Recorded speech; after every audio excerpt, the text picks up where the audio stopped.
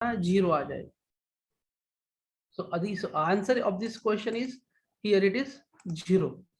4.4 minus 4.4 answer is 0. ठीक है, -3 का आंसर क्या आएगा? 0 आएगा. उसके बाद 4.4 माइनस 4.3 अगेन इज हियर 0 आ जाएगा. 11 माइनस 4.5. ओके, 11 माइनस 4.5 करो, आंसर क्या आएगा? It is 6.5. हाँ, कितना? 6.5. ओके, 6.5 करो, 6.5. उसके बाद 23 माइनस 4.5 इट इज 18.5. ठीक है, 18.5 आएगा. उसी तरह 16 माइनस 4.5 कितना आएगा? It is 11.5. 11.5 आएगा. उसके बाद 14 यहाँ पे 10 आ जाएगा. यहाँ पे कितना आएगा? अभी 4. 11 7 आ जाएगा. ओके, यहाँ पे कितना आएगा? 2.5 आएगा. 2.5 आएगा. यहाँ पे कितना आएगा? 2. उसके बाद यहाँ पे 0.5 आएगा. ठीक है, इसमें से 5 में से 4.5 माइनस करो तो कितना आएगा? That is comes under what? 0.5. यहाँ पे 0 और ये तीनों रीडिंग से आएगी 0 आएगी. ठीक है, यहाँ तक आए सबको? ये हो गए तुम्हारे what? ODRH. These are what? ODRH. इसको हम बोलते हैं ODRH. ठीक है, समझ में आया? हाँ sir. Have you got this method? ये स्टेप ध्यान में आया आपको? पहले क्या करो, जब भी कभी suppose you want to determine the ordinate of DRH, अगर आपको बेस फ्लो पता है तो आप बेस फ्लो क्या करो? डायरेक्टली माइनस कर दो. ये ऑर्डिनेट में से जो भी गिवन डिस्चार्ज है उसमें से आप क्या करो? बेस फ्लो माइनस कर दो, तो आपको क्या मिल जाएंगे? ऑर्डिनेट ऑफ DRH मिल जाएंगे. ठीक है, ऑर्डिनेट ऑफ DRH मिलने के बाद आपको क्या डिटरमाइन करना था? ये देखो, पहला स्टेप हमारा हो गया furnish, that is ordinate of DRH हमने निकाल लिए. ओके, निकाल लिए ना? ये हो गए तुम्हारे ऑर्डिनेट. ये पहले क्वेश्चन का आंसर था, मतलब ये फर्स्ट का इसका आंसर ये है. 06, 06.5, 18.5, 11.5. These are the what ordinate of direct runoff hydrograph. इसके बाद अभी क्या करना था? हमें एक्सेस रेनफॉल निकालना था. ओके, किस तरह से निकालोगे एक्सेस रेनफॉल? आपको फॉर्मूला बोला था. ओके, आपको फॉर्मूला बोला था. क्या फॉर्मूला यूज करना था? एक्सेस रेनफॉल का फॉर्मूला क्या होता है? ER इसको बोलते हैं, रिप्रेजेंट ER से करते हैं, रिप्रेजेंट ER से करते हैं, which is given as volume upon area. ठीक है, वॉल्यूम अपॉन एरिया. वॉल्यूम कैसे? अभी वॉल्यूम किसका? What is volume of that? Volume of DRH, ODRH. किसका? Volume of ODRH. क्या लेना है? Volume of ODRH. अभी वॉल्यूम किस तरह से निकालेंगे ODRH का? See the formula. V is equal to उस, इसके दो मेथड्स होते हैं एक्चुअली. फॉर्मूला क्या है? देखो, डेल्टा T इनटू में समेशन ऑफ ODRH. ODRH. ठीक है, इनटू में ODRH. Have you got this? क्या करना था? ER निकालना है, उसके लिए हमें वॉल्यूम पता होना चाहिए. पर वॉल्यूम पता होने के लिए हमें क्या करना पड़ेगा? ये जो ऑर्डिनेट है डायरेक्ट रन ऑफ हाइड्रोग्राफ के ordinate, not the discharge hydrograph के ऑर्डिनेट. ये जो डिस्चार्ज है ना, ये this all values collected from the watershed. Okay, ये जो सारी चीजें वैल्यूज है वो स्ट्रीम गेजिंग करके कंप्यूट की गई है. ठीक है, पर उस इसमें इंक्लूडेड है लॉसेस भी इंक्लूडेड है. और लॉसेस माइनस करने के बाद जो भी आएगा that is nothing but the ordinate of direct run of. वो क्या होता है? Ordinate of direct run of hydrograph. तो ठीक है, इसमें देखो अभी वॉल्यूम किस तरह से निकालोगे? सिंपली क्या करो, इसके दो मेथड्स है. ओके, आपको इसका वॉल्यूम निकालना है. If you want to determine the volume of ODRH, इसके दो मेथड्स है. कैसी मेथड? पहले आप क्या करो, 0 प्लस 6.5 डिवाइडेड बाय 2 कर दो. ठीक है, उसके बाद 6.5 प्लस 18.5 डिवाइडेड बाय 2 कर दो. उसके बाद 18.5 प्लस 11.5 डिवाइडेड बाय 2 करो, मतलब एवरेज मेथड इसको ले लो. इसी तरह से 11.5 प्लस 10 डिवाइडेड बाय 2 कर दो. मतलब आपको जो भी वैल्यूज आएंगी उसको एडअप करो. ठीक है, उसको एडअप करो और सिंपली एडअप करो. जो भी वैल्यू आएगी उसको मल्टीप्लाई बाय डेल्टा टी करो. डेल्टा टी क्या है तुम्हारा? 3 आवर्स. देखो यहाँ पे टाइम इंटरवल कितना है? डेल्टा टी मतलब टाइम इंटरवल. टाइम इंटरवल कितना है? 3 आवर्स. ओके, 3 to 6, 6 to 9 मतलब 3 का गैप है, तो 3 आवर्स में क्या होगा, इंटरवल होगा। तो अभी एक ये मेथड हो गई। दूसरी मेथड क्या बोलती, you simply add this all values.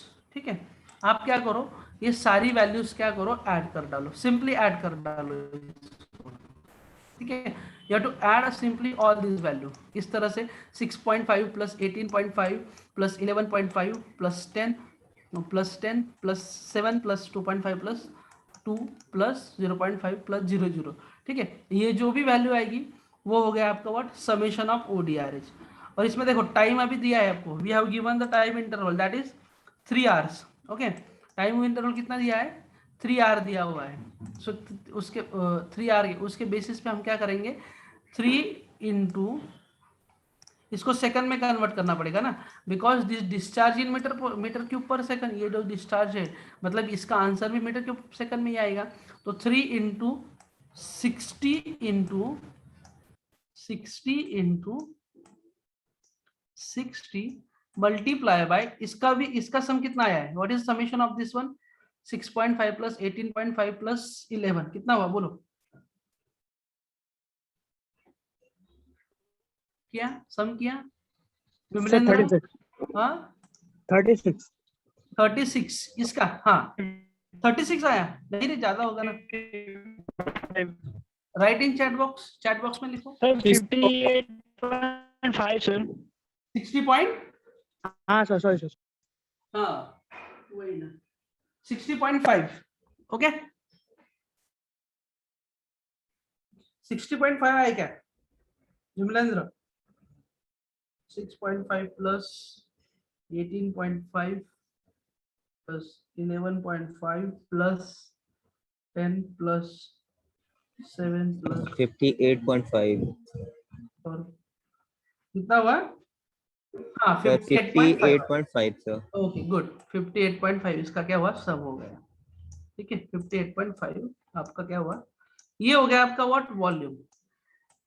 ये क्या होगा, ये मीटर क्यूब में है ना, this is in metre cube, इसका जो भी आंसर आएगा, ठीक है, इसका जो भी आंसर, ये वॉल्यूम है आपका। Okay, this is the value of volume. यहां तक आया ध्यान में सबको,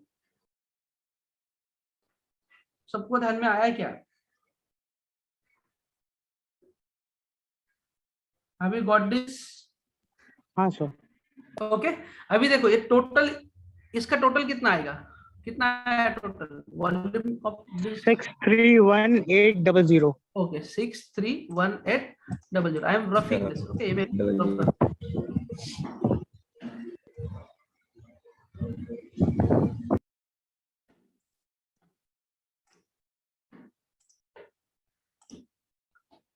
कितना आया था वॉल्यूम उसका, दैट इज 18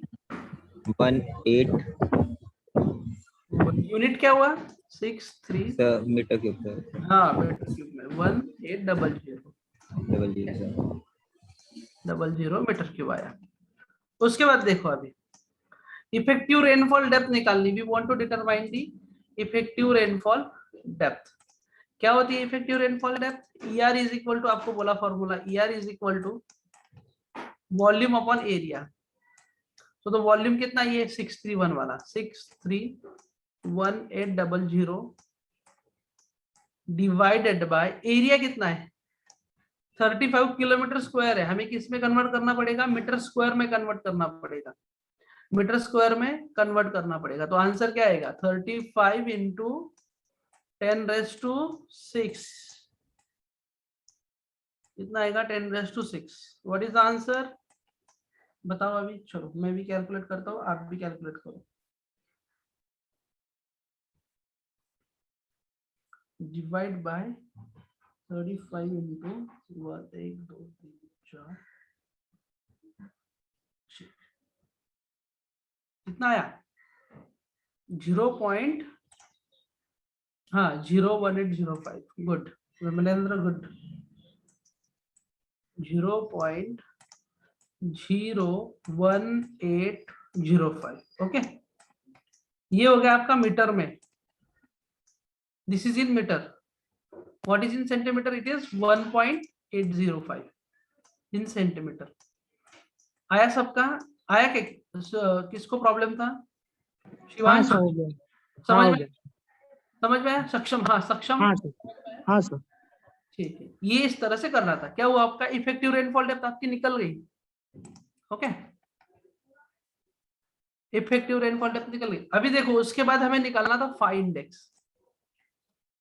क्या निकालना था, फाई इंडेक्स। फाई इंडेक्स किस तरह से निकालोगे, हाउ डिटरमाइन फाई इंडेक्स, देखो अभी see here how to determine phi index of a given data from the given data. ठीक है, फाई इंडेक्स का फॉर्मूला आपको कल बोला था मैंने, क्या था, क्या होता है, phi index is equal to, इसको फाई भी बोलते हैं, और फाई, हाँ, phi index is equal to rainfall, magnitude of rainfall minus effective rainfall depth minus effective rainfall depth divided by duration of rainfall, sorry that is duration of rainfall. तो ये duration of rainfall क्या है, that is D. Okay, आप इसको D से represent कर सकते हो, D that is the D. Okay, that is D. Now let's, what is rainfall depth. देखो अभी स्टॉर्म कितना दिया है, 2.5 प्लस 2, मतलब पहले 3 घंटे में 2.5 रेनफॉल मैग्नीट्यूड हुआ। ओके, और उसके नेक्स्ट 3 घंटे में 2 सेंटीमीटर रेनफॉल हुआ। तो टोटल कितना हुआ, टोटल कितना हुआ 4.5, टोटल कितना हुआ 4.5 माइनस इफेक्टिव रेनफॉल, मतलब इफेक्टिव रेनफॉल डेप्थ कितनी आई थी हमारी 1.8। उसमें अभी देखो रेनफॉल का ड्यूरेशन कितना था 2.5 और 2. दोनों का रेनफॉल ड्यूरेशन कितना, consecutively at 3 hour durations. Okay, मतलब 3 के दो मैग्नीट्यूड मिले, तो टोटल टाइम कितना हुआ 3 + 3 कितना हुआ इज इक्वल टू 6। सो ये आंसर कितना आ गया 4.5 minus 1.8, that is what 4.5 minus 1.8, that is 2.7. Okay,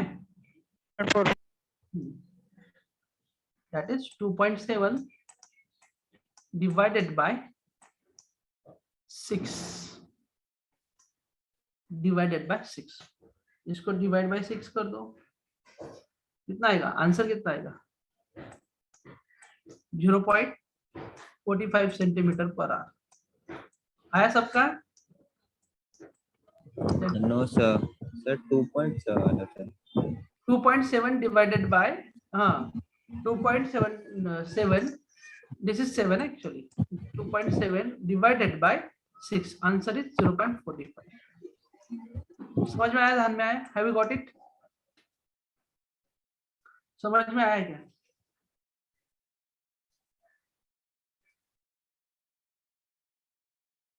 Have you got it? Yes no, yes no, कुछ तो बोलो। Yes sir, yes sir. Yes sir. ठीक है, ये था एक प्रॉब्लम। और इसमें प्रॉब्लम है आपको, इस देर दिक्कत, ये इसमें कुछ प्रॉब्लम है, ये दिस वाला प्रॉब्लम है। किसको दिक्कत थी, किसने तो भी बोला। क्वेश्चन 2 इफेक्टिव रेनफॉल डेप्थ, ठीक है विमलेंद्र ने सही निकाला। 2 पॉइंट मेथड में, हाँ ठीक है, 18.43 metre cube per second is the discharge and in 3 point method 17.90 metre cube per is the discharge. ठीक है, तो this is what the variations, have you got this? ये मेथड समझ में आया, 2 पॉइंट मेथड, 3 पॉइंट मेथड। इसको doubt है इसमें, is anyone having doubt in this regard? पूछ सकते हो, अभी पूछ लो। ओके ठीक है सक्षम, नो प्रॉब्लम। चलो now let's we move on to the next topic और next point of this trading session, that is the conservation of different soil water conservation structure. उसके पहले हम कि कंजर्वेशन क्यों किया जाता है, what is the importance of conservation. Okay, तो इसका इंपॉर्टेंस क्या है वो अभी पहले देखेंगे, उसके बाद कौन से स्ट्रक्चर अडॉप्ट किए जाते हैं उसके हिसाब से हम स्टडी करेंगे। ठीक है, तो ये वीक मतलब संडे तक आपका, संडे या मंडे तक आपका पूरे स्ट्रक्चर्स खत्म हो जाएंगे, फिर वाटरशेड में हम चले जाएंगे, वाटरशेड मैनेजमेंट में हम स्टडी करेंगे, देखेंगे। ठीक है, चलो तो यहाँ से चालू करते हैं। तो जनरली सॉइल वाटर कंजर्वेशन में क्या होता है कि मेजर प्रॉब्लम जो होता है, major problem in the soil water conservation is that the soil erosion. ठीक है, जब भी हम सॉइल इरोजन के बारे में बात करते हैं, ये रिपीट कर दूं, दोनों मेथड्स रिपीट करूं क्या अमित जी?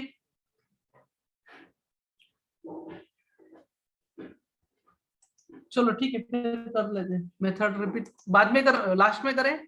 शैल we do this at last? Okay, last में एक बार रिवाइज कर लेंगे, ठीक है। तो देखो, generally soil and water conservation engineering में हम में मोस्ट इंपॉर्टेंट वर्क करते हैं सॉइल इरोजन। और जब आप सॉइल इरोजन कंट्रोल करोगे तो अल्टीमेटली उसका इम्पैक्ट क्या होगा, water erosion is also there, ठीक है। वाटर इरोजन भी उसके हिसाब से ही अल्टीमेटली होते जाता है। तो ठीक है, एक्चुअली होता क्या है, एक्चुअल प्रोसेस में जनरल क्या होता है, देखो कभी कभी क्या होता है, हाई विंड वेलोसिटी होती है, मतलब velocity of wind is maximum. Wind की वेलोसिटी ज्यादा होने के कारण क्या होता है, कुछ सॉइल पार्टिकल और कुछ ऐसे सॉइल पार्टिकल्स और कुछ ऐसी सॉइल दैट जो भी, जैसे कि रेगिस्तान में हम देखते हैं, okay, in a desert area, okay, most of the sand dunes problems where occurs. और सैंड ड्यून प्रॉब्लम कहाँ से होते हैं, किसकी वजह से होते हैं, बिकॉज ऑफ विंड इरोजन। किसकी वजह से होते हैं, बिकॉज ऑफ विंड इरोजन, ठीक है। विंड इरोजन की वजह से सारे प्रॉब्लम्स होते हैं।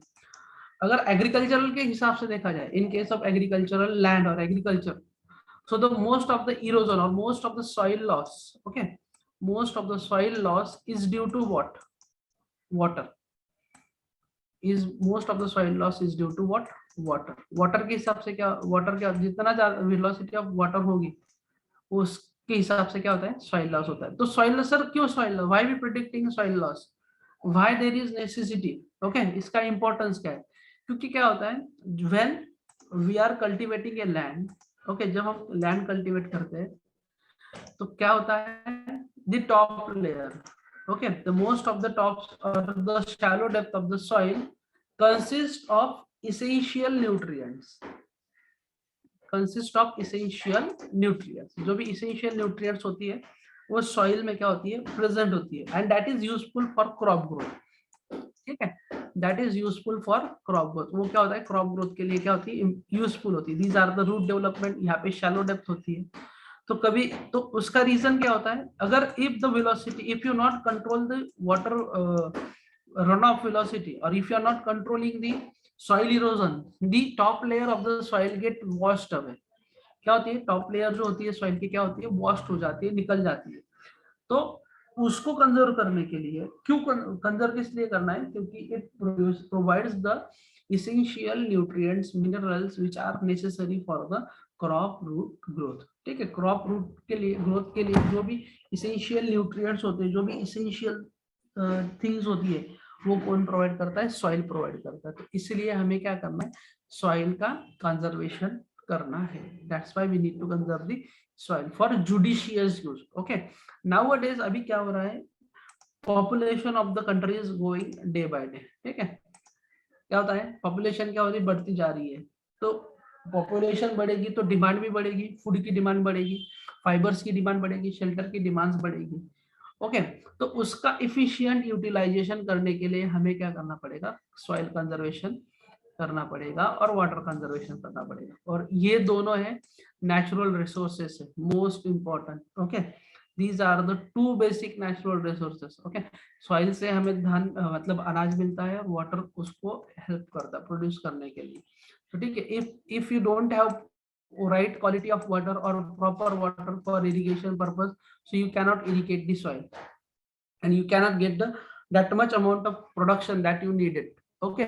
आपको प्रोडक्शन नहीं मिलेगा जो आपको चाहिए। so the remember one thing is that we in a conservation practices we need to arrange and we need to manage soil as well as water conservation, ठीक।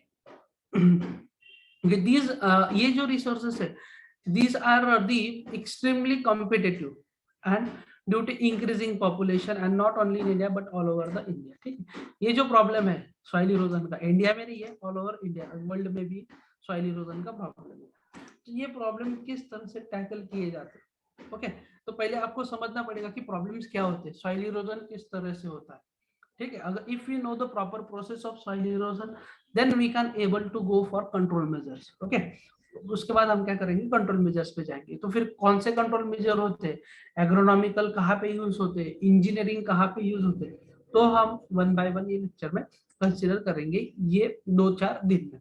ठीक है, तो सॉइल एंड वाटर कंजर्वेशन क्या होता है, it is something similar to energy momentum and mass conservation. ठीक है, जिस तरह से लॉ ऑफ एनर्जी कंजर्वेशन होता है, क्या होता है law of energy conservation, energy cannot be not be created nor be destroyed though it can transform from one form to another form। उसी तरह से मास का क्या होता है, मास का ट्रांसफर क्या होता है, मास can neither be created nor be destroyed, पर वो ये क्या हो सकता है, या एक जगह से दूसरी जगह जा सकता है मास। ठीक है, तो यही चीज हमें सॉइल कंजर्वेशन में, यहाँ पे हम सॉइल का कंजर्वेशन मतलब सॉइल मास कंसिडर करते हैं, वाटर का वॉल्यूम कंजर्वेशन करते हैं। ठीक है, so these two things are most important।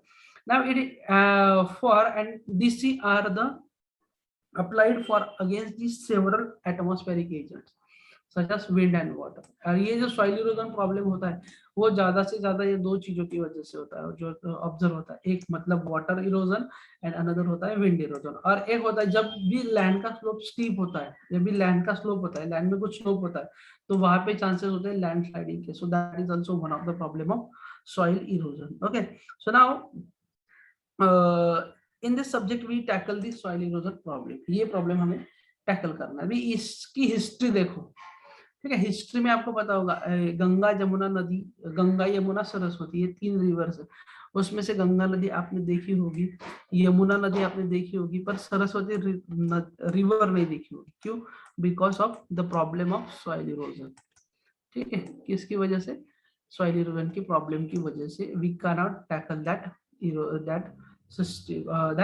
River. Okay, तो हड़प्पा सिविल, यहाँ पे डिस्क्रिप्शन दिया हुआ है, river like Saraswati disappeared as their watershed and river basin were exploited। Along the most river in India, erosion has a lead formation of vast network of fissures and gullies। ठीक है, because of the erosion problem यहाँ पे India में ज्यादा से ज्यादा क्या होता है, प्रॉब्लम्स होते हैं, इरोजन, गली इरोजन और फिशर्स डेवलप होने के। तो देखो यहाँ पे क्या होता है, various civilization, the removal of forest increase number of intensity of flood as the water flows down the barren slope। okay, Mohenjodaro और हड़प्पा सिविलाइजेशन में जो होता है, अगर लैंड प्रैक्टिसेस उन्होंने बहुत निग्लेक्ट किया तो उसके रिगार्डिंग क्या हुआ, this river is completely washed out और disappear because of the problem soil erosion.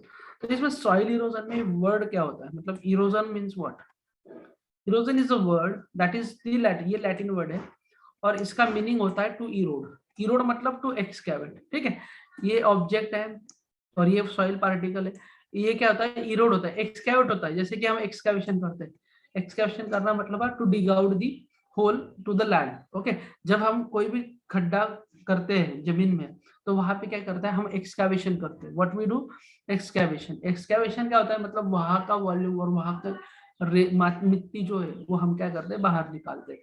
ठीक है, तो यही प्रॉब्लम हमें इसमें पढ़ना है कि इस तरह के प्रॉब्लम्स अगर हो, ओके, मतलब आप टिलेज प्रैक्टिस भी करते हो तो वहां पे क्या होता है, सॉइल इरोजन होता है, मतलब सॉइल के जो भी सस्पेंडेड पार्टिकल्स होते हैं वो क्या होते हैं, they were suspended in air and settle down at some other places. Okay, तो ये प्रॉब्लम भी बहुत होता है। तो इसीलिए सॉइल वाटर कंजर्वेशन रिकमेंड करता है you can go for minimum tillage, zero tillage, okay, mulching practices उसी के लिए अडॉप्ट की जाती है for reducing the soil erosion. Okay, have you got this all information about this? ये समझ में आया सबको? Yes sir. ओके, तो नाउ लेट्स मूव नेक्स्ट। हाँ बोलो। तो ये देखो, और उसमें क्या है, the method control for surface runoff and prevent erosion has been practice in India. ठीक है, अभी सॉइल इरोजन कंट्रोल करने के लिए, अभी सॉइल इरोजन के मेजर रीजन कौन से होते हैं आपको ध्यान में आ गए, that is water and wind are the two main agent. ठीक है, वाटर एंड विंड, ये दो मेन एजेंट है that are completely responsible for soil erosion. क्या होता है, ये दो जो होते हैं ये कंप्लीटली रिस्पॉन्सिबल होते हैं सॉइल इरोजन के लिए। तो एग्रीकल्चरल लैंड में जाओ तो आपको ये देखने को मिलेगा, डेजर्ट में जाओ तो आपको विंड इरोजन की प्रॉब्लम मिलेगी, तो ये क्या होता है, we have to control the velocity of flowing water. Erosion reduce करना है तो हमें क्या करना पड़ेगा, we have to reduce the velocity of flowing water, reduce velocity, but velocity of flowing water मतलब रन ऑफ की रिड्यूस वेलोसिटी हमें करनी है, रिड्यूस कर दी।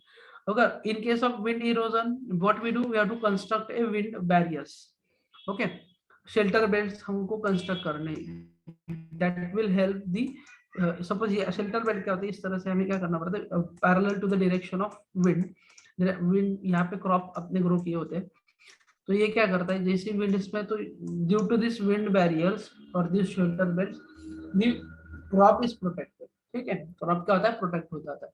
So the long line of bunds made on a stone of earth are familiar with the features of rolling terrains below the long range hills like eastern region of the western Ghats. Individual farmers all over the country have constructed small bunds around their field to retain the water. ठीक है, अभी देखो field में, अगर if you are visited in your field, आपके पास खेती है, if you are visit at the field, ठीक है, तो आपको जनरली आउटलेट जो होता है फील्ड का, मतलब जहां से पूरे खेत का पानी बाहर निकलता है, ठीक है, जहां से पूरे खेत का पानी क्या हो बाहर निकलता है। Suppose this is one of the land area, एक लैंड एरिया है, ठीक है, तो ये आउटलेट है, कंसीडर करो आप, मतलब जितना भी ज्यादा का पानी होता है वो फील्ड से आपके यहाँ से निकलता है, तो आपको यहाँ पे जो पॉइंट होगा, ठीक है, ये जो पॉइंट होगा, यहाँ पे आपको क्या मिलेगा, ज्यादा से ज्यादा मिट्टी, मतलब maximum soil get concentrated here, okay, जो टॉप सॉइल होती है वो वहां पे कॉन्सेंट्रेट होती हुई आपको दिखेगी, और कुछ रैशेस मतलब कुछ गलीज फॉर्मेशन भी आपको इसमें से दिखेगा, यहाँ पे दिखेगा, मतलब यहाँ पे सॉइल लॉस होते हुए आपको दिखेगा।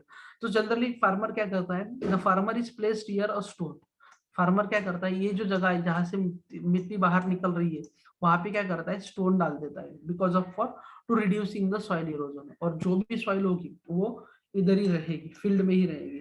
तो उसका मेन रीजन ये है कि सॉइल इरोजन कंट्रोल किया जाता है। कभी कभी क्या होता है, अगर वाटर स्टोर करने के लिए शेतकरी फार्मर क्या करता है, या मतलब जो भी कोई स्ट्रीम होगा, ओके, सपोज यहाँ से स्ट्रीम इस तरह से जा रही है, तो क्या करेगा, वाटर डाइवर्ट हो जाएगा, मतलब डाइवर्ट कर लेगा। अगर कोई स्टीप स्लोप, अगर कोई उतार है, मतलब स्लोप है, स्लोपी लैंड है कि जिस जहां से वाटर आ रहा है, सरफेस रन ऑफ कलेक्ट हो रहा है, तो वो भी क्या करेगा, स्टोर करके रखेगा फॉर द इरिगेशन पर्पस, ठीक है, इरिगेशन पर्पस या अदर पर्पस के लिए। फील्ड में तो इरिगेशन पर्पस के लिए ही वो यूज किया जाता है। कभी कभी क्या होता है, एक एडिशनल इंफॉर्मेशन, जो भी रिवर होती है पास में से जाती है और कोई भी स्ट्रीम होती है, तो जनरली फार्मर क्या करते हैं, वहां से वाटर क्या करते हैं, लिफ्ट करते हैं for irrigation purpose.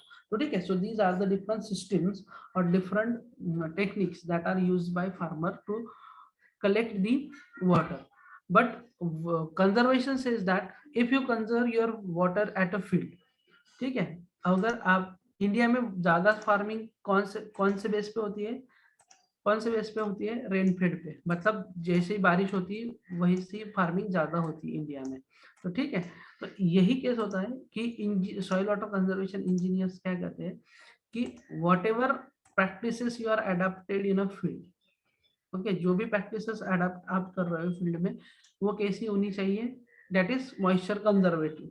For example contour cultivation, आप कंटूर कल्टीवेशन करो, ओके, स्ट्रिप्स करो। कंटूर कल्टीवेशन मतलब क्या होते हैं, कंटूर्स डेवलप करके, जैसे हमने सर्वे में देखा, कंटूर्स डेवलप करके वहां पे हम क्या करते हैं, प्लविंग ऑपरेशन करते हैं, जो भी टिलरिंग ऑपरेशन है वो सारे हम क्या करते हैं, इसमें कंस्ट्रक्ट करते हैं। तो इसका मेन मोटो क्या होता है, in situ rain water conservation हम यहाँ पे करते हैं कंट्रोल कल्टीवेशन में। इन सीटू रेन वाटर क्या होता है, जैसे ही रेनफॉल होता है तो रेनफॉल का जो भी ड्रॉप होगा वो यहीं पे आएगा, यहीं पे जमीन में जाएगा, ठीक है, यहीं पे जाके that water get infiltrated into the soil at a same place where the crop is grown, ठीक है, जहाँ पे क्रॉप ग्रोन हो रहा है वहीं पे क्या करेंगे, कंजर्वेशन प्रैक्टिस अडॉप्ट करेंगे। तो ये होगा आपका control conservation. If the run off velocities are flows, okay, मतलब रन ऑफ वेलोसिटी ज्यादा है, फ्लो ज्यादा है, तो उसके हिसाब से आप इंजीनियरिंग मेजर्स अडॉप्ट करो, एग्रोनॉमिकल मेजर्स अडॉप्ट करो which are convenient. But the first defence line is agronomical measures. पहली डिफेंस लाइन क्या होती है, agronomical measures, okay, agronomical measures. उसके बाद होता है इंजीनियरिंग मेजर्स। ये फर्स्ट डिफेंस लाइंस हो गई। सेकंड डिफेंस लाइंस हो गई, defence line is mechanical measure. Second defence line is mechanical measure. तो मैकेनिकल मेजर कहाँ यूज करते हैं, जहां एग्रोनॉमिकल मेजर फिजिबल नहीं है और जहां पे इरोजन प्रॉब्लम ज्यादा है और जहां पे गली जो है वो ज्यादा डेवलप हो गई है, तो वहां पे हम क्या करते हैं, मैकेनिकल मेजर्स यूज करते हैं। सो ठीक है, तो these are the some general information about the soil erosion and we need to conserve all this parameter. Now here what is actually the soil erosion. अभी देखो क्या होता है सॉइल इरोजन में, ये this is the soil particle is here, okay okay, this is land surface and here are some soil particles are. General principle आपको बोल देता हूँ, बता देता हूँ कि इरोजन किस तरह से होता है और क्या क्या इसके इम्पैक्ट होते हैं। ठीक है, सबको पता ही होगा पर एक बार बेसिक इसका देख लो। Some it has some forces that are acting on it. तो पहला फोर्स होता है रेन ड्रॉप। ठीक है, रेन ड्रॉप क्या करता है, when there is rainfall, okay, when there is rainfall, rainfall आएगा मतलब इंटेंसिटी कैसी होगी रेनफॉल की, हाई होगी। इनसे इंटेंसिटी क्या होगी, हाई होगी, हाई इंटेंसिटी रेनफॉल आएगा। तो क्या होगा, when this rainfall strike on this surface, okay, ये सरफेस पे स्ट्राइक होगा तो यहाँ पे क्या होगा, this soil particle aggregate get splashed like this. क्या होंगे ये सॉइल पार्टिकल्स, क्या होंगे, प्लास्ड होते हैं, depend upon the kinetic energy of rain drop. ठीक है, जो भी रेन ड्रॉप होता है उसका काइनेटिक एनर्जी होती है, जो भी रेन ड्रॉप होता है उसको काइनेटिक एनर्जी होती है। जैसे ही रेन ड्रॉप सॉइल एग्रीगेट्स पे स्ट्राइक होता है तो उसी तरह से क्या होता है, स्प्लैशिंग एक्शन होती है। This soil particles transfer like this, okay, इस तरह से क्या होते हैं, ट्रांसपोर्ट होते हैं। मतलब क्या प्रोसेस हुई, पहले रेन ड्रॉप क्या हुआ, डिटैच हुआ, उसके बाद ट्रांसपोर्ट हुआ, फिर कहीं जाके डिपॉजिट हुआ। ठीक है, तो डेफिनेशन क्या हो गई सॉइल इरोजन की, it is defined as, okay, what is the definition of that, it is defined as the detachment. ठीक है, डिटैचमेंट होता है, ट्रांसपोर्टेशन होता है, डिपोजिशन होता है सॉइल पार्टिकल का from one place to another place through the action of wind. अभी देखो जिस तरह से ये एक्शन रेन ड्रॉप के रिगार्डिंग होती है उसी तरह ये विंड के रिगार्डिंग भी होती है। और जो भी when water is in motion, मतलब रेनफॉल जब रन ऑफ जब होता है तब, and bye beating action of rain drop, ये बीटिंग एक्शन हो गई। जब भी फ्लो होता है, देखो अभी फ्लड आता है, पूर आता है, या कोई भी स्ट्रीम देखो, वो इनिशियली जब मूव होता है तो initially there is some suspended particles of soil are observed, okay, suspended particles of soil were observed in that flow of the water, so that is also responsible for the soil erosion, okay। तो वो क्या, at a certain distance some soil particle get detached। कोई भी channel देख लो आपको, उसमें initially आपको water जब मूव होता है, पर जैसे ही उसकी वेलोसिटी बढ़ते जाती है तो क्या होते हैं, सब सॉइल पार्टिकल्स बेड लोड मतलब बॉटम से क्या होते हैं, ट्रांसपोर्ट होते हैं, okay. So that is why we have to conserve this soil, this is most important, okay। around top 30 centimeter of the soil support all human and animal। जो भी top 30 centimetre depth होती है ऊपर से, तो वो सपोर्ट करती है एनिमल को और ह्यूमन लाइफ को। And this thin layer is responsible for both physical support and nutrient support to the plant growth. ठीक है, तो ये इससे फिजिकल सपोर्ट भी मिलता है प्लांट को और न्यूट्रिशनल सपोर्ट, जो भी इसेंशियल न्यूट्रिएंट्स होते हैं वो जो लैंड में, that is up to top 30 centimeter level, okay, top 30 centimeter depth होती है उसके रिगार्डिंग होती है। now next here is the process। तो देखो इस तरह से ये डायग्राम बताती है कि when raindrop is striking on a land surface, so these types of splashing actions or this with the help of this splashing the soil particle get detached, okay। here the wind erosion दिया है, मतलब ये जो wind है इसके suspended particles है, जो thin suspended particles होते हैं वो क्या होते हैं, सस्पेंडेड एयर में क्या होते हैं, फॉर लॉन्ग टाइम क्या होते हैं, सेटल होते हैं, मतलब सस्पेंशन में रहते हैं, ओके। उसको टर्मिनल वेलोसिटी होती है, फिर आफ्टर जैसी टर्मिनल वेलोसिटी उसकी कम होती है तो वो क्या होते हैं, सेटल डाउन हो जाते हैं कहीं और। यहाँ पे देखो रिवर फ्लो, मतलब ये फ्लड हुआ है, रिवर है उसमें से आपको पानी जाने, दैट इज ऑल्सो प्रॉब्लम। ये मतलब where this flowing water erode the soil, okay. क्या करता है सॉइल, क्या मतलब ये फ्लोइंग वाटर क्या करता है, जो भी बैंक होता है रिवर का, ओके, जो भी रिवर का बैंक होता है वहां से क्या होता है, पानी निकाल, मतलब सॉइल निकालते जाए, जैसी पानी वेलोसिटी मिलती है, ओके, जैसी वेलोसिटी मिलती है फ्लोइंग वाटर को, वो वहां पे आपको वैनिश होते हुए दिखेगा। मतलब बैंक देखो, कोई भी रिवर देखो, आपको वहां पे सॉइल इरोजन प्रॉब्लम दिखेगा ही दिखेगा, because of that, because of flowing water. किसकी वजह से? फ्लोइंग वाटर की वजह से। So these are what responsible, these are the most important points that are necessary. So detachment transportation of soil particle from one place to another place due to action of rain, wind, water, इसको हम बोलते हैं soil water. And the main agent are what? Rain water, rain, impact of rain, flowing water and wind. These are the three main agents. Okay, three main agents which are responsible for erosion. ये तीन जो चीजें और तीन agent जो responsible होते हैं। देखो सॉइल इरोजन में क्या होता है? It is the three phase phenomena होता है। इसमें डिटैचमेंट होता है, ट्रांसपोर्टेशन होता है बाय विंड और वाटर होता है, और ग्रेविटी, और डिप एंड लास्ट में होता है डिपोजिशन। ओके, उसके बाद होता है action of wind and water का होता है। जब सॉइल इरोजन होता है तो उसमें दो टाइप की एनर्जी होती है, ठीक है। First is potential energy. Okay, potential energy कब? जब सॉइल पार्टिकल रेस्ट होता है तब। उसके बाद जब वो मूविंग होता है, ओके, जब वो मूविंग होता है तो उसमें क्या होती है? काइनेटिक एनर्जी होती है। क्या होता है उसमें? होता है काइनेटिक एनर्जी होती है। The kinetic energy is there. Okay, so now these are the different idea, general idea about the soil erosion that are affecting. What are the factors that affecting the soil erosion? The first is rainfall. पहला होता है rainfall. Obviously intensity of rainfall ज्यादा होती है तो soil erosion ज्यादा होता है। But except that if vegetation is there, ठीक है, suppose barren land is there, अगर बैरन लैंड है मतलब जमीन पे कोई नहीं है, ओनली सॉइल इज देयर, अगर इम्पैक्ट हो रहा है, रेनफॉल हो रहा है, हाई वेलोसिटी हाई इंटेंसिटी का रेनफॉल हो रहा है, तो ऑब्वियसली सॉइल इरोजन क्या होगा? बढ़ते जाएगा। ऑब्वियसली क्या होगा? सॉइल इरोजन इसमें बढ़ते जाएगा, ठीक है। इंटेंसिटी जितनी ज्यादा होगी उतना सॉइल इरोजन जल्दी होगा, और सॉइल इरोजन जल्दी होने के बाद, सॉइल इरोजन होने के बाद रन ऑफ प्रोसेस भी फॉर्मेशन ज्यादा हो जाता है। रन ऑफ क्या होता है? ज्यादा हो जाता है, तो उसकी वजह से उसको काइनेटिक एनर्जी मिल जाती है। फिर soil erosion, soil particle one place से अनदर प्लेस में जल्दी डिपॉजिट हो जाते हैं। उसके बाद देखेंगे हम रन ऑफ, ठीक है। रन ऑफ की वेलोसिटी ज्यादा होती है तो क्या होता है?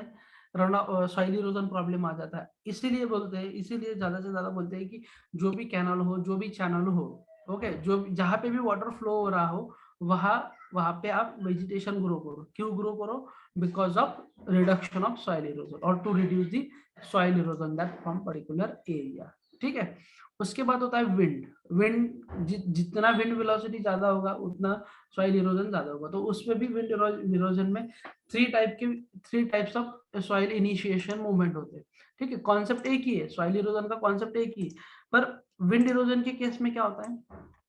विंड इरोजन के केसेस में soil initiation movement is the first step. Initiation movement is the first step.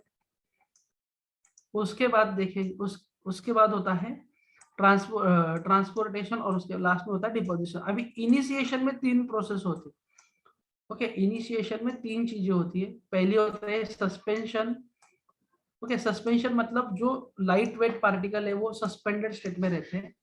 उसके बाद साल्टेशन, और लास्ट में होता है सरफेस क्रीप, ठीक है। अभी साल्टेशन क्या होता है? जो भी सॉइल पार्टिकल्स होते हैं वो बाउंस होते चले जाते हैं, मतलब इस तरह से बाउंसिंग एक्शन होती है और वो मूव होते जाते हैं, ओके। ये होता है साल्टेशन में। सरफेस क्रीप में क्या होता है? जो भी सॉइल पार्टिकल्स होते हैं वो रोल आउट होते हैं, इस तरह से रोल करते करते सरफेस क्रीप की वजह से क्या होता है? सॉइल इरोजन होता है in due to the wind, okay, due to wind. ये उसका इंपॉर्टेंट है। फिर और लास्ट में ट्रांसपोर्ट होती है और डिपॉजिट हो ही जाते हैं। तो इंपॉर्टेंट है soil, depend upon the soil infiltration rate, ठीक है। सॉइल इनफिल्ट्रेशन, सॉइल का नेचर कैसे, सॉइल का टाइप कैसे, ये किस तरह से ये अफेक्ट करेगा। अगर सॉइल कोर्सर मतलब सॉइल का इनफिल्ट्रेशन रेट ज्यादा है तो सॉइल इरोजन क्या होगा? कम होगा। सॉइल इरोजन क्या होगा? अगर इनफिल्ट्रेशन रेट कम है तो ओके, इनफिल्ट्रेशन रेट कम है तो इरोजन प्रॉब्लम इज देयर, ठीक है। Erosion problem is there. Slope किस तरह से अफेक्ट करेगा? जितना ज्यादा स्लोप होगा, जितना स्टीप स्लोप होगा उतना इरोजन ज्यादा होगा, जितना फ्लैट स्लोप होगा इरोजन उतना कंपैरेटिवली कम होगा, ठीक है। मॉडरेट होगा तो कम होगा, ज्यादा होगा तो कन्वर्जन ये होगा। उसके बाद देखो प्लांट कवर। प्लांट कवर क्या होगा? अगर if there is a plant cover land पे अगर कोई प्लांट कवर है, वेजिटेशन है, तो इरोजन कम होगा। इफ लैंड कवर पे प्लांट मतलब लैंड पे कोई प्लांट कवर ही नहीं, there is no vegetation, so erosion is problem here. Again one thing is temperature. Temperature किस तरह से अफेक्ट करता है? देखो जब टेम्परेचर ज्यादा होता है तो सॉइल में मॉइस्चर क्या होता है? कम होता है, ठीक है। जब टेम्परेचर ज्यादा होता है सॉइल में क्या होता है? मॉइस्चर कम होता है। मॉइस्चर क्यों कम होता है? Because of the process of evaporation. इससे क्या होता है? सारी मॉइस्चर क्या है सॉइल में से निकल जाता है। फिर सॉइल में से निकल जाने के बाद यहाँ पे क्या होता है? जो भी सॉइल पार्टिकल्स होते हैं वो क्या होते हैं? लूज हो जाते हैं। क्या होते हैं? लूज हो जाते हैं। और लूज होने के बाद वो क्या होते हैं? इरोड होना चालू हो जाते हैं बिकॉज ऑफ विंड। ओके, तो टेम्परेचर इस तरह से अफेक्ट करता है, ये फैक्टर भी हमें कंसिडर करना पड़ता है। So this is about what different aspect, different factors that affecting on the soil erosion. Now what is actually the scenarios? Okay, scenarios क्या है? Which is given by National Bureau of Soil Science and Land Use Planning, Nagpur. ये step कहाँ पे स्थित है? नागपुर पे। तो it is around 45% of the area, मतलब 328 मिलियन हेक्टेयर में से 50%, 45% जो लैंड है total area is affected by wind and water erosion. ठीक है, देखो कितना एरिया अफेक्टेड है, 100% में से 45%, तो रिमेनिंग कितना? ओनली 55% जो है वो ठीक ठाक है। ठीक है, तो इसमें देखो अभी वाटर इरोजन का प्रॉब्लम कितने हेक्टर एरिया में? 93.68 मिलियन हेक्टर एरिया में वाटर इरोजन का प्रॉब्लम है। विंड इरोजन का प्रॉब्लम कितने एरिया में? 9.48। वाटर लॉगिंग प्रॉब्लम बहुत है, 14.38। अब वाटर लॉगिंग क्या होता है? जब ज्यादा पानी हो जाता है जमीन में तो वाटर लॉगिंग आता है। Soil faces aeration problem, aeration proper होता नहीं है तो उसकी वजह से रूट ग्रोथ होती नहीं है। सैलिनिटी अल्किनिटी प्रॉब्लम्स होते हैं। ठीक है, तो इसका एरिया अराउंड 6 मिलियन हेक्टर के आसपास है। सॉइल एसिडिक सॉइल बहुत है, 16.03 मिलियन हेक्टर के। कॉम्प्लेक्स प्रॉब्लम बहुत है। तो टोटल डिग्रेडेड लैंड होता है around 146.82 million hectares. Okay, 146.82 million hectare is another area affecting the soil erosion problem and which causes due to water and wind। ये जो प्रॉब्लम होता है किसकी वजह से होता है? विंड एंड वाटर की वजह से। So now what are the causes? ठीक है, कॉजेस कौन से क्या था? पहले जो भी नेचुरल डिजास्टर होता है, ओके, उसकी वजह से क्या होता है? लैंड कवर जो है कंप्लीटली डिस्टर्ब हो जाता है, मतलब जो भी वेजिटेशन होता है वो डिस्टर्ब हो जाता है। That is also responsible for soil erosion. Now indiscriminate cutting downs of trees, okay, क्या होता है? अगर if you cut the trees, अगर आपने ट्रीज कट किए तो उसका इम्पैक्ट क्या होता है? that loss of water erosion is there, loss of canopy cover, no interception, no dissipation of kinetic energy, higher vulnerability of the erosion। अगर वहां पे मेजर क्या होता है, यहाँ पे कॉन्सेप्ट क्या होता है? you have to dissipate the kinetic energy। जो भी मूविंग ऑब्जेक्ट होगा, ओके, जो भी हाई वेलोसिटी मूविंग ऑब्जेक्ट होगा उसको आपको क्या करना है? एनर्जी डिसिपेट करनी। अगर यहाँ पे कोई वेजिटेशन ही नहीं है, यहाँ पे कोई डिफॉरेस्टेशन बढ़ते जा रहा है तो उसका इम्पैक्ट क्या होगा? अल्टीमेटली सॉइल इरोजन की प्रॉब्लम ज्यादा बढ़ने लगेगी। उसके बाद grazing of the vegetative cover, over grazing of the vegetative cover. Vegetation मतलब क्या? ओवर ग्रेजिंग मतलब क्या? जो भी जानवर होते हैं उनको हम क्या करते हैं? वहां पे खाने के लिए छोड़ देते हैं, तो उसकी वजह से भी वाटर सॉइल इरोजन प्रॉब्लम ज्यादा होता है। तो ओवर ग्रेजिंग होता है and that expose the land होती है, तो लैंड सरफेस क्या होता है? सॉइल इरोजन के लिए एक्सपोज होता है और वहां पे ज्यादा सॉइल इरोजन देखने को मिलता है। फॉरेस्ट फायर्स भी is responsible for soil erosion. अब फॉरेस्ट फायर हो गया तो फिर क्या इसका इम्पैक्ट क्या होगा? that reduces the canopy of the soil, reduces the canopy of the crop, और क्रॉप कैनोपी हो गई तो वेजिटेशन डिस्ट्रॉय हो जाएगा। वेजिटेशन डिस्ट्रॉय हो गया तो इम्पैक्ट क्या होगा? सॉइल इरोजन बढ़ जाएगा। ये कॉजेस है। कभी कभी इम्प्रॉपर लैंड यूज भी रिस्पॉन्सिबल होता है, जैसे कि barren land subjected to the action of जो भी बैरन लैंड मतलब there is no use, the land is only as it is, मतलब वहां पे कोई प्रैक्टिस अडॉप्ट नहीं हो रही है, उसका कुछ यूटिलाइजेशन नहीं है, वहां पे वेजिटेशन नहीं है। ओके, तो वो इस तरह की लैंड भी क्या होती है? ससेप्टेबल होती है। कहाँ?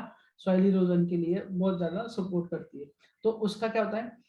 हायर उसका इम्पैक्ट होता है कि ज्यादा से ज्यादा soil loss, water loss, soil loss वहां से होने लगते हैं। Improper cultivation of cropping pattern, okay, proper अगर क्रॉपिंग पैटर्न ठीक हो या लैंड प्रैक्टिसेस अडॉप्ट की हो ठीक हो तो वो भी रिड्यूस कर सकती है। पर ये भी होता है, इसकी वजह से क्या होता है, ज्यादा से ज्यादा लैंड क्या होता है, एक्सपोज होता है फॉर द इरोजन के लिए। ठीक है, अगर if you are not go for proper cropping practices और cultivation so that is also increases soil erosion.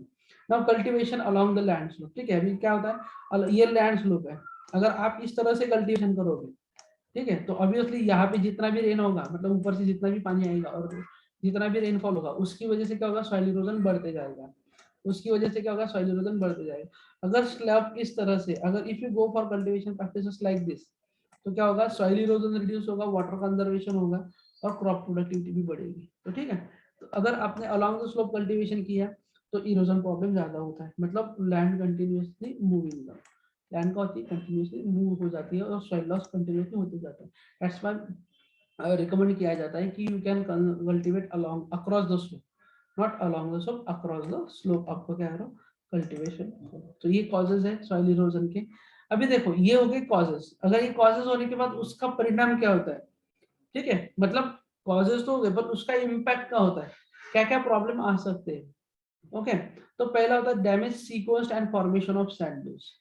Okay, this is generally observe in rainy season. क्या होता है, सीक्वेंस जो होता है वो डैमेज होता है और sand dunes problem were observed, and soil erosion is due to wind, and soil is detected due to wind current and deposited at other place and form a irregular shape known as sand dunes. Sand dunes क्या होता है, soil particles जो होते हैं with the help of wind में का generally major affected state कौन सा, इसका राजस्थान है। तो इसमें क्या होता है कि soil जो होता है that is lost with the help of wind current, जो भी wind होता है उसकी वजह से soil loss होता है, and that is deposit anywhere and form a irregular shape, उसका इरेगुलर शेप का बॉडी फॉर्म होती है, तो उसको सैंड ड्यून्स बोलते हैं। That is also affected. Okay, और कोस्टल रीजन में जनरली क्या होता है, सॉइल इरोजन, ये डैमेज, सी कोस्ट डैमेज हो जाता है और सैंड ड्यून्स के प्रॉब्लम बढ़ जाते हैं। Disease and public health hazardous, pollution of water in monsoon season, ठीक है, पोल्यूशन की वजह से डिसीजेस और हेल्थ हजार्डस प्रॉब्लम क्रिएट हो सकते हैं। मनी एक्सपेंडिचर ऑन प्यूरिफिकेशन और water, if water quality is not proper so you can drink it, so you need to be invest money, or you need to be purify the money, sorry, you need to purify water by investing money, and that is with the required equipments or sophisticated equipments. Okay, तो इसके लिए ज्यादा पैसा खर्च हो सकता है, economy बढ़ सकती है, तो वो प्रॉब्लम कॉज होते हैं। Silting of irrigation channel and reservoirs, okay, इसकी वजह से सॉइल इरोजन का प्रॉब्लम हुआ, ओके, तो उसका कॉज क्या होगा, सिल्टिंग हो जाती है। सिल्टिंग जब भी देखो आप कोई भी रिवर हो, अगर अगर आप उसके बॉटम पे जाओगे तो आपको सिल्टेशन ज्यादा मिलेगा। ठीक है, कोई भी रिजर्वायर लो, ठीक है, अभी जाओ रिजर्वायर खाली होने के बाद आप जाना, नहीं तो रिजर्वायर है, मैंने बोला कि रिजर्वायर के नीचे सिल्टेशन होता है और आप जाके देखोगे, that is not good. Okay, तो ऑब्जर्व करो, सिल्टेशन के इमेजेस भी आपको देखने को मिल जाएंगे। तो सिल्टेशन जैसे ही बढ़ते जाता है रिजर्वायर में, कोई भी इरिगेशन कैनल हो, तो वहां पे उसकी कैपेसिटी कम हो जाती है। किस तरह से कम होती है, देखो सपोज एनी वन, ये एक डैम है, ठीक है, एक डैम इसको कंसिडर करो, ये इसका अपस्ट्रीम है, तो अपस्ट्रीम में वाटर कहाँ से आता है, रिवर डैम के अपस्ट्रीम से आता है। तो अपस्ट्रीम से आने के बाद obviously it has some water, ठीक है, इट हैज सम वाटर, तो आपको क्या यहाँ पे जो बॉटम में वहां पे सिल्टेशन प्रॉब्लम ज्यादा, मतलब यहाँ पे सिल्टेशन ऑब्जर्व होगा। तो सिल्टेशन पहले देखो, यहाँ पे डेप्थ कंसिडर करो 2 मीटर थी, ठीक है, इसमें 0.5 का सिल्टेशन आ गया, 0.5 मीटर का, मतलब ये जो लेयर है 0.5 की हो गई, तो कैपेसिटी क्या हो गई, रिड्यूस हो गई, कितनी हुई 1.5 मीटर की हमारे क्या हुआ, डेप्थ होगा। तो रिमेंबर दैट ये मतलब रिजर्वायर और जो भी इरिगेशन कैनल होते हैं, ओके, उसका मेन मोटिव जो भी ज्यादा से ज्यादा पानी इनफिल्ट्रेट होना चाहिए। अगर आपने से यहाँ पे सिल्टेशन निकाला नहीं, तो यहाँ पे जो भी पानी जमीन में जाने वाला था, वहां पे जो स्पोर पेस्ट था वो क्या होगा, भर जाएगा। ओके, तो सिल्टेशन प्रॉब्लम आ सकते हैं सॉइल इरोजन की वजह, if you are not controlling the soil erosion. अगर आपने सॉइल इरोजन कंट्रोल नहीं, तो सिल्टेशन प्रॉब्लम आपको आ सकती है, और and that reduces the effective capacity of the channel, और इसकी वजह से क्या होता है, कैपेसिटी जो है चैनल की कम हो सकती है और उसको रिड्यूस हो सकती है। ओके, आपको उसको इंप्रूव करने के लिए खर्चा करना पड़ेगा। That's why soil erosion is important to control. Silting of river, okay, river के सिल्टिंग प्रॉब्लम होते हैं, this is same process same as irrigation channel, disease and public health hazardous by polluting the water. Depth of the river reduces and problem of ports to carry the ship. Okay, it also reduces the problem. इस तरह से problem centering river में हो सकते हैं. उसके बाद होता है irrigation and water logging problem. ठीक है, अभी वाटर लॉगिंग में इरिगेशन में क्या होता है, if irrigation water is late it will affect the cultivation. obviously पानी नहीं है तो cultivation पे affect होगा ही. Also excess water create the problem of water logging. Salinity it also affect the cultivation. ठीक है, salinity problem, saline soil होती है तो वहां पे भी हम cultivation के प्रॉब्लम बहुत ज्यादा आते हैं. ओके, वाटर लॉगिंग की प्रॉब्लम होती है जब ज्यादा से ज्यादा प्रॉब्लम पानी होता है तो water logging is condition is observe. So that's why these are the different causes which are responsible and which are caused due to soil erosion. ठीक है, तो here there are generally two types of erosion observe होते हैं. one होता है geological और accelerated, सबको पता होगा.